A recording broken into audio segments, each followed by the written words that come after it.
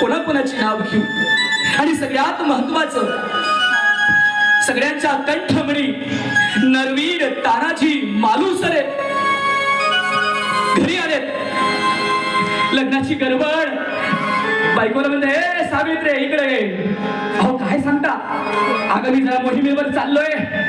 काहीतरीच काय? अहो परवा पोराचं लग्न आणि कसली मोहीम? लग्न हीच मोहीम. नाही नाही मी युद्धावर चाललोय. अहो असं काय म्हणता? 2 दिवस झाले लग्न झाले की जा की. ए सावित्रे मी तुझ्याकडनं परवानगी नाही मागत आहे. बाजारात जाऊ का? आम्ही जसे मागतो. काय आणू? कांदे आणू? बटाटे आणू? हो सगळं आणा. कढीपत्ता पण आणा. तेही आम्ही परवानगी मागणारे नरवीर तानाजी मालुसरेला काय समजून घेऊ शकतो? सावित्रे परवानगी नाही मागत आहे. नवरा हट्टाला पेटला म्हणून सावित्री म्हणते, माझी तुम्हाला आण आहे, शपथ आहे. शपथ घातल्यावर तरी आता थांबतील वाटतंय. तानाजी 2 पावलं पुढे गेलाय.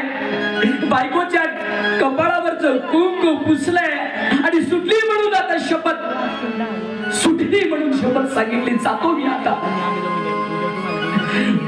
आधी लगीन कोंढाणाचं करतो आणि बघ आलो की माझ्या रायबाचं करतो म्हणणारा तानाजी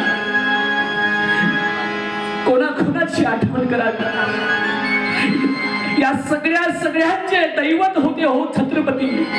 आम्हा सगळ्यांचं ते दैवत होतेच, पण या सगळ्या मावळ्यांचे दैवत होते छत्रपती. दैवत आमचे छत्रपती, दैवत आमचे छत्रपती. शिवने